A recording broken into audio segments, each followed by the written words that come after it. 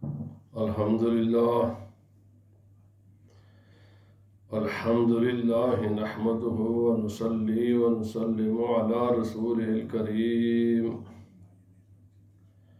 أما بعد فأعوذ بالله من الشيطان الرجيم. بسم الله الرحمن الرحيم. إنا نحن نزلنا عليك القرآن تنزيلا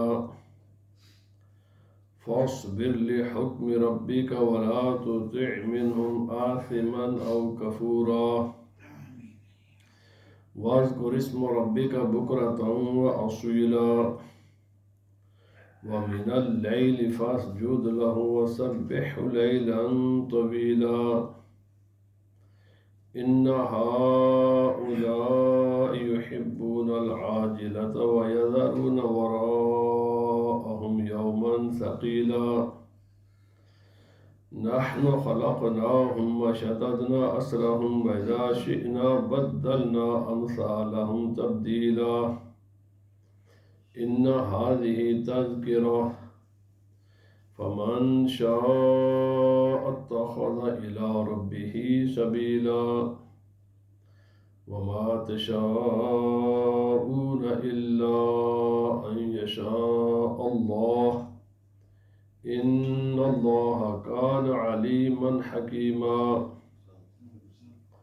يدخل من يشاء في رحمته والظالمين أعد لهم عذابا أليما صدق الله العظيم. إن الله وملائكته يصلون على النبي يا أيها الذين آمنوا صلوا عليه وسلموا تسليما اللهم صل على سيدنا ومولانا محمد وعلى آله وأصحابه سيدنا ومولانا محمد وبارك وسلم عليه. الصلاة والسلام عليك يا سيدي يا رسول الله وعلى آلك وأصحابك يا سيدي يا حبيب الله. حضرات، اللہ رب العزت جل وعلا کی حمد و ثنا اور نبی کریم رؤوف الرحیم صلی اللہ علیہ وسلم کے دربار در بار گربار میں ہدیہ درود و سلام عرض کرنے کے بعد گزشتہ جمعۃ المبارک کو میں نے یہ عرض کیا کہ انسان کے پاس دو راستے ہیں، نفسانی خواہشات کی پیروی کرے یا احکامات خداوندی کی پیروی کرے۔ نفسانی خواہشات، ہوائے نفس کی پیروی تباہی کا، بربادی کا، ناکامی کا راستہ ہے، اور احکامات خداوندی کی پیروی یہ امن کی، سکون کی، کامیابی کی، دائمی کامیابی کی یہ ضمانت ہے۔ تو آج اسی مضمون کو آگے بڑھاتے ہوئے میں نے گزشتہ جمعہ ہی عرض کیا تھا کہ نفسانی خواہشات میں لذتیں ہوتی ہیں، اگر جب بہت تھوڑی دیر کے لیے لذت محسوس ہوتی ہے لیکن ہوتی اس میں لذت ہے، اور وہ تمام کام جو شریعت کے ہیں، جو عقل کے مطابق ہیں، اس میں لذت تو نہیں ہے لیکن اس میں کامیابی یقینی ہوتی ہے، اور اس میں جو لذت ہوتی ہے وہ ٹیمپریری، عارضی نہیں ہوتی ہے، اس کے بعد وہ دائمی ہوتی ہے۔ تو اب یہ اللہ تعالیٰ نے انسان پر اس مسئلے کو چھوڑا کہ وہ اپنی کامیابی کا راستہ اپناتا ہے یا اپنی ناکامی کا، یہ انسان پر ہے۔ اللہ پاک نے فرمایا انا نحن نزلنا علیک القرآن تنزیلا، بے شک ہم نے قرآن حکیم کو آپ پر بتدریج نازل فرمایا. ایسا نہیں کہ یکدم ہی پورے کا پورا قرآن حکیم نازل ہو گیا اور لوگوں پر اس پر عمل کرنا بہت مشکل ہو جائے. ایسا نہیں ہوا. ہم نے قرآن حکیم کو آہستہ آہستہ تھوڑا تھوڑا کر کے نازل کیا تاکہ لوگ ایک کام کے جب عادی ہو جائیں،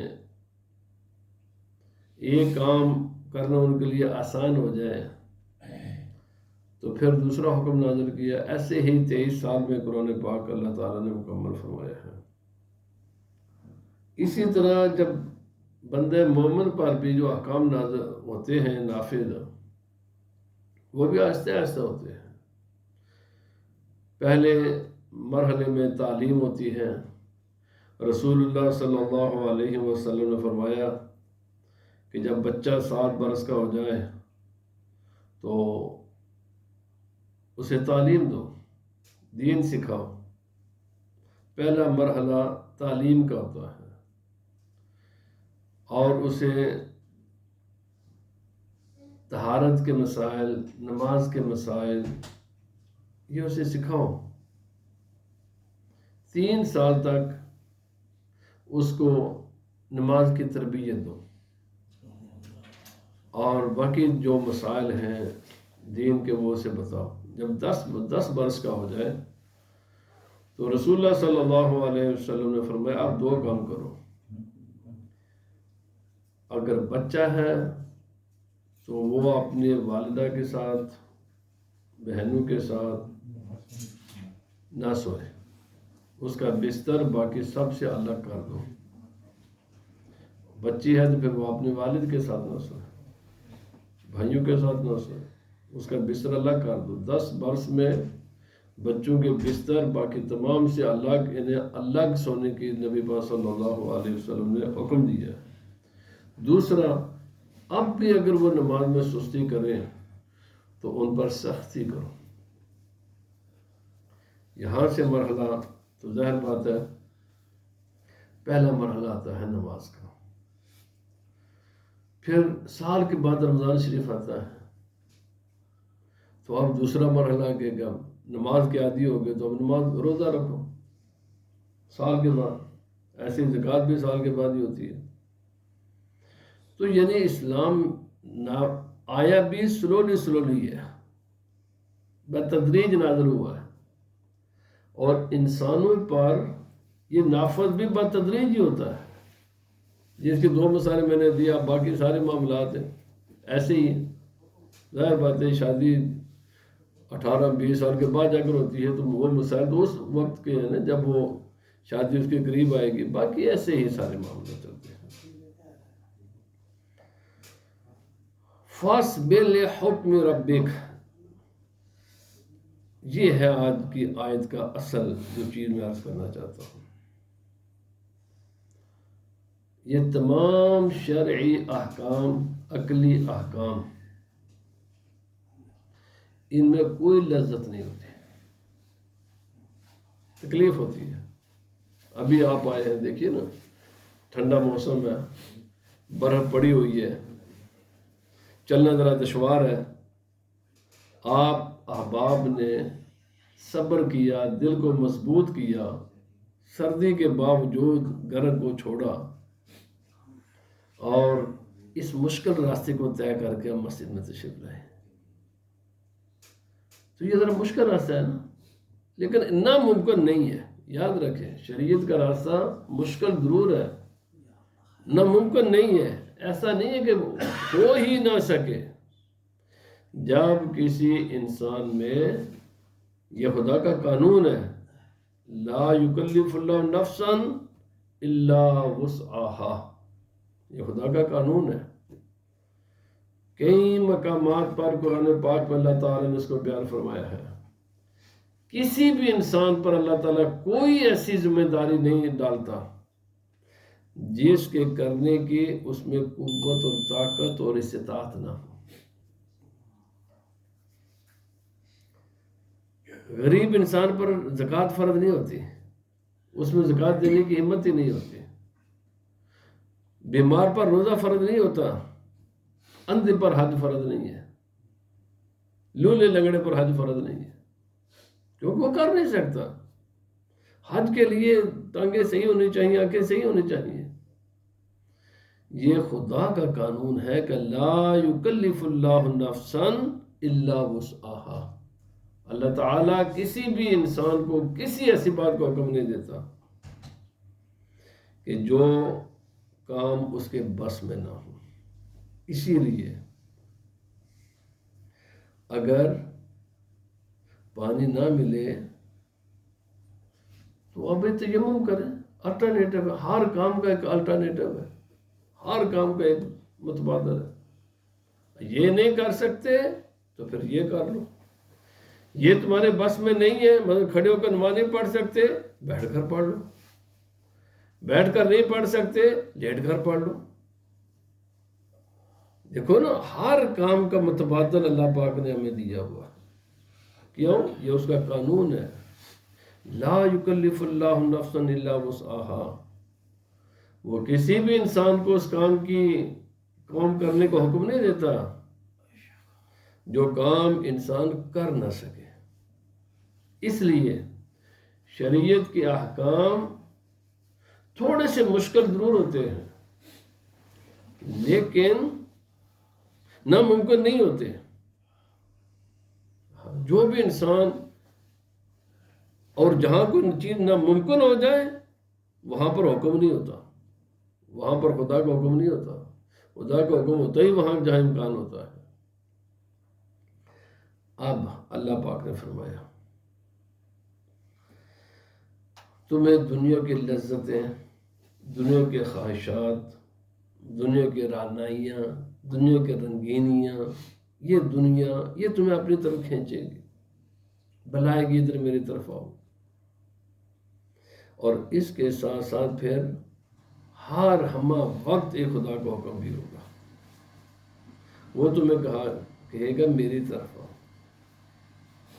اب تھوڑا سا دل مضبوط کر. فاصبر لحکم ربک، اللہ کے، اپنے رب کے، وہ تیرا رب ہے. دیکھیں کتنے خوبصورت الفاظ قرآن پاک ہے. فرمایا کس کا حکم؟ روزانہ تم اپنے جیسے انسانوں کا حکم مانتے ہو، ان کے سامنے ذلتیں اٹھاتے ہو.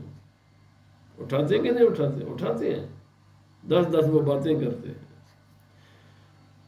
کون ہے وہ انسان جو بڑی عزت و آبرو کے ساتھ کوئی کام کرتا ہے؟ اور انسان کے جناب کو لوگ 10 اس کی باتیں کرتے ہیں. اللہ پاک نے فرمایا تیرا رب ہوں میں. سوچ تو کچھ بھی نہیں تھا، میں نے تجھے عدم سے وجود بخشا ہے. جب تو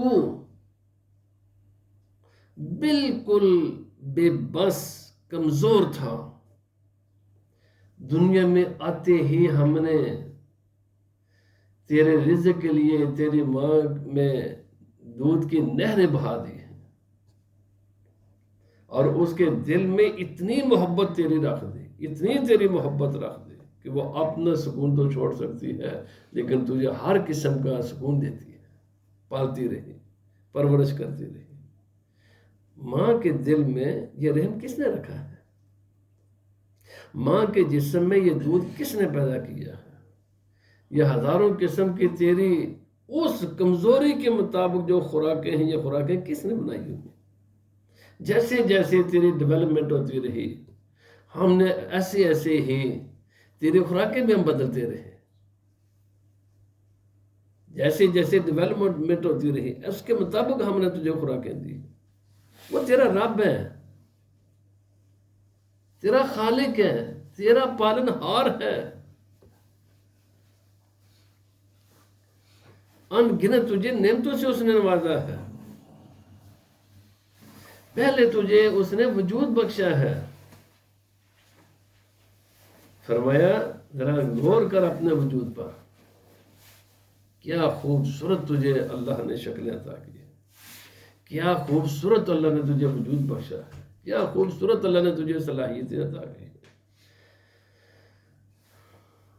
فرمایا خلقک فسواک فعدلک. فرمایا اللہ پاک نے فرمایا خلقک، پہلی بات کہ عدم سے وجود اس نے بخشا، پھر تجھے بہت متوازن بنایا ہے. یہ ہاتھ اگر وہ پاؤں تک لمبا کر دیتا تو ہم کیا کر سکتے تھے؟ اچھا لگتا؟ انسان برا لگتا. یہ دانت جہاں لگے ہوئے یہ ہمارے ماتھے پر وہ لگا دیتا ہم کیا کر سکتے تھے؟ لیکن دانت اس نے جس جگہ پر رکھے ہیں اس سے بہتر کوئی کائنات میں عقل مند نہیں کہہ سکتا کہ دانتوں کی جگہ اس سے بہتر بھی کوئی ہے. پھر جب تک تو کمزور رہا، ماں باپ کے دل میں اپنے رحم ڈالے رکھا، جب اپنے پاؤں پر بالکل انڈیپینڈنٹ ہو گیا تو پھر ہم نے تیرے لیے یہ ساری وسیع دنیا کھول دی. جاؤ رزق عام کر دیے تیرے لیے. فسواک فعدلک، پورے اپنے جسم پر غور و فکر کر، سوچ کوئی ایسی چیز ہے کہ جس میں توازن نہ ہو، ایک بیلنس نہ ہو. یہ تیری دو آنکھیں ہیں، جتنا فیصلہ اس آنکھ سے اس ناک سے ادھر ہے اتنا ہی فاصلہ اس طرف ہے. اگر یہ چند سینٹی میٹر بھی ادھر کی آنکھ ذرا اگر دور ہو جاتی ناک سے کتنا برا تو نظر آتا. اگر دوسری طرف کی آنکھ اگر بہت قریب ہو جاتی کتنا برا تو لگتا. یہ دونوں ناک سے دونوں آنکھوں کا جو فاصلہ ہم نے کتنے میجرمنٹ کے ساتھ رکھا ہوا ہے، آپ اس میں کوئی سینٹی میٹر کا بھی فرق نہیں نکال سکتے. یہ ناک کو جس نے اونچا ہونا تھا جتنا اتنے ہم نے کیا ہے، اسے نیچا کر اپنا ناک پھر اپنی شکل دیکھ، اس کے اس حصے کو نیچا کر کے دیکھ پھر اپنی شکل دیکھ، اور ذرا اس کو ذرا اوپر کر کے دیکھ پھر اپنی شکل دیکھ. جس جگہ پر ہم نے تیرے ناک کا یہ کنارہ رکھا ہے نا، نہ اسے نیچے تو خوبصورت نظر آتا ہے نہ اسے اوپر اگر ہو جائے پھر خوبصورت نظر آتا ہے. مگر تیرے ناک کو ہم نے کس جگہ پر رکھا ہوا ہے؟ ایسے ہی پر سارا جسم ہے. یہ جو دو کان ہیں یہ اگر اللہ تعالیٰ یہاں لگا دیتا کیا کر سکتے تھے؟ سنتے تو نا، سن تو سکتے نا، کان ادھر لگ جاتے کیا، لیکن تیرے حسن خراب ہو جاتا، تیرے حسن پر فرق پڑتا. خلقک فسواک فعدلک بأی صورت. اللہ پاک نے فرمایا پھر کتنا ہے یہ تیرا چہرہ، 1 فٹ سے بھی کم ہے اس کے گولائی ہے، اس کی چوڑائی 1/2 فٹ ہوگا. دنیا میں کروڑوں کی تعداد میں نہیں ہے، اربوں کی تعداد میں انسان ہے کوئی دنیا میں انسان جو 1 فٹ میں شکل بنائے اور ہر شکل دوسرے سے مختلف ہو؟ کوئی ہے کائنات میں؟ بلکہ میرے بھائی یہ انگوٹھا لگواتے ہیں نا، اس کوئی دنیا میں انسان ایسا نہیں ہے، پاسبل ہی نہیں ہے. ریسرچ کے بعد لگواتے ہیں کہ ویسے لگواتے ہیں؟ یہ تیرے میرے انگوٹھے جیسے اس کائنات میں کسی انسان کا انگوٹھا نہیں ہے. یہ بے مثال انگوٹھا ہے.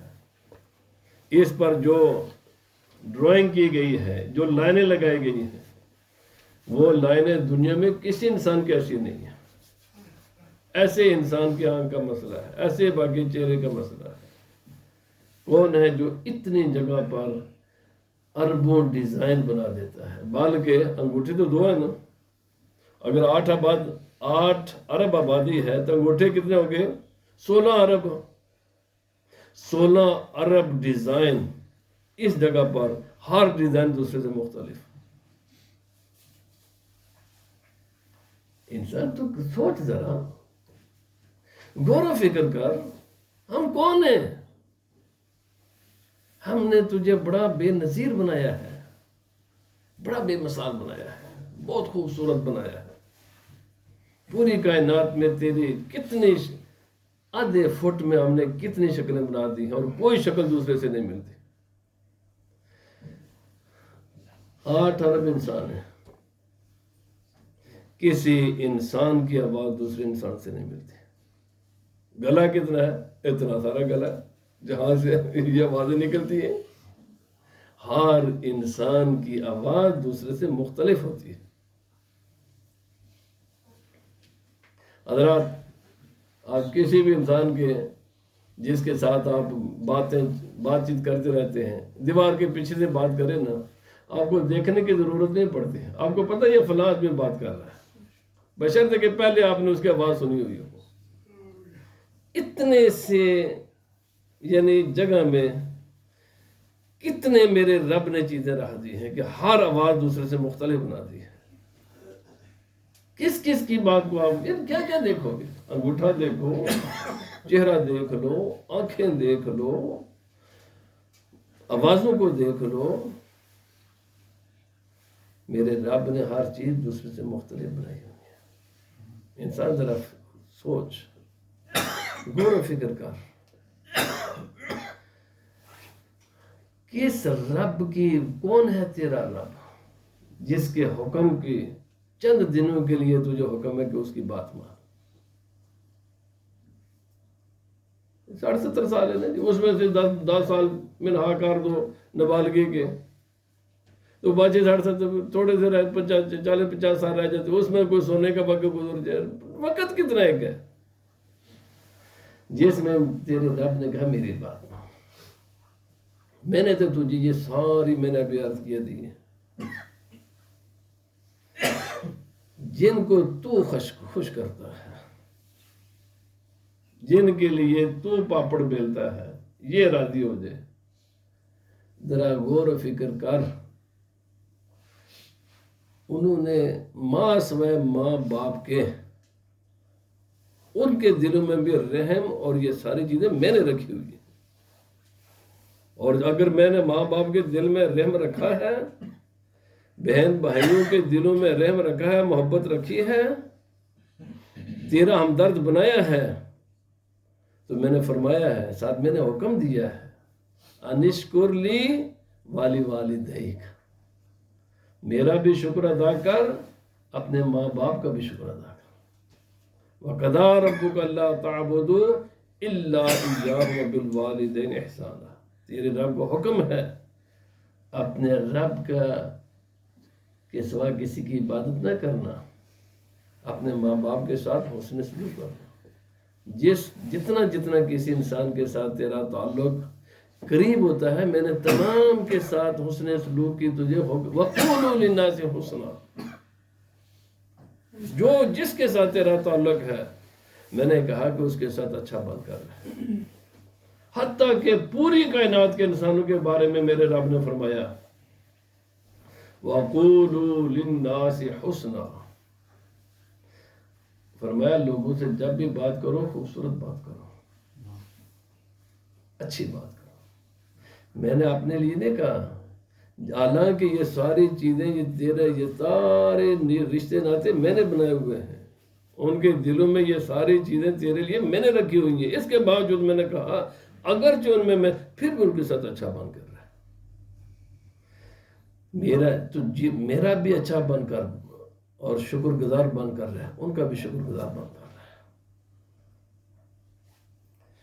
جب اسی لیے رسول اللہ صلی اللہ علیہ وسلم فرمایا، چونکہ رب تو بظاہر ہمیں آنکھوں سے نظر نہیں آتا، انسان تو نظر آتے ہیں نا جی.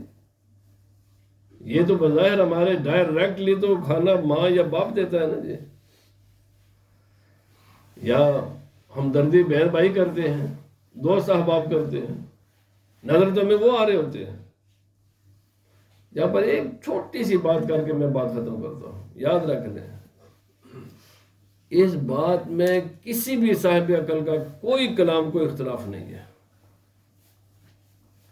عام انسان اس کائنات میں جو دیکھتا ہے، جیسے دیکھتا ہے، یہ کائنات ایسے نہیں ہے. اب یہ قاعدہ کلیہ میں آپ کو بتا رہا ہوں، میرے پاس وقت نہیں ہے کہ میں اس کی تشریح کر سکوں.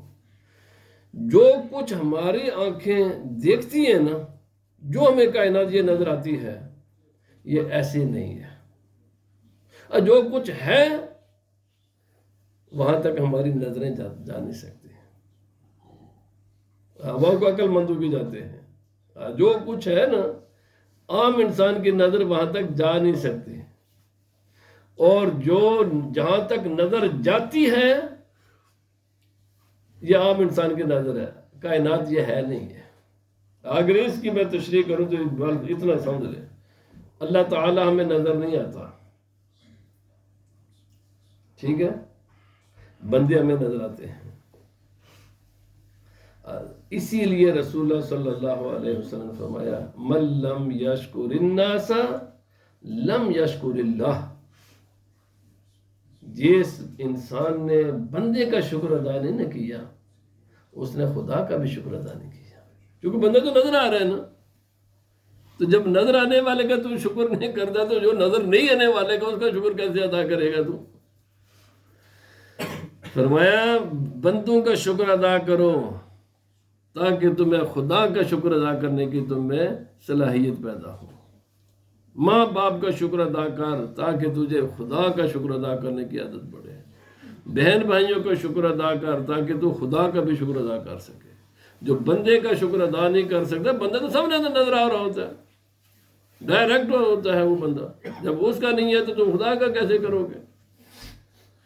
اس لیے آخری بات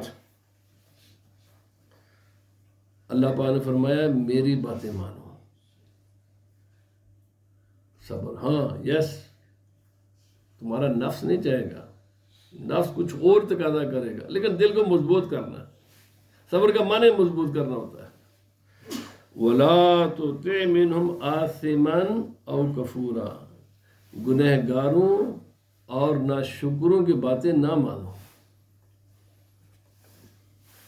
بس جیسے میں نے آپ کو صرف یہ پیغام دینا ہے، ذرا غور و فکر کر لیا کریں. جن کو ہم خوش کرتے ہیں ان میں کوئی صلاحیت ہے یا کسی قسم کا کوئی کنٹریبیوشن ہے تمہارے بارے میں؟ جن کی ہے میں نے وہ بتا دیا.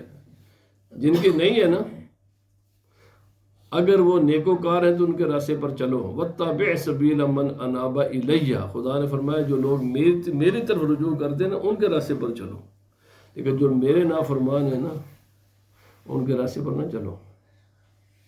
یہاں شادیوں بیاہوں میں دیکھتا ہوں، پارٹیوں میں دیکھتا ہوں، دنیا جہان کے نافرمانی کرتے ہیں. میں نے ابھی آج یہ پڑھی ہے، ابھی کسی کو شک ہے میرے پاس ابھی بھی موجود ہے. ایک مرتبہ انسان کسی بھی ایسی مجلس میں جائے جہاں خدا کی نافرمانی ہو رہی ہے تو اللہ تعالیٰ ایمان کا نور اور اس بندے کے دل کے درمیان میں دیوار قائم کر دیتا ہے. اس دل میں پھر ایمان کا نور داخل نہیں ہو سکتا.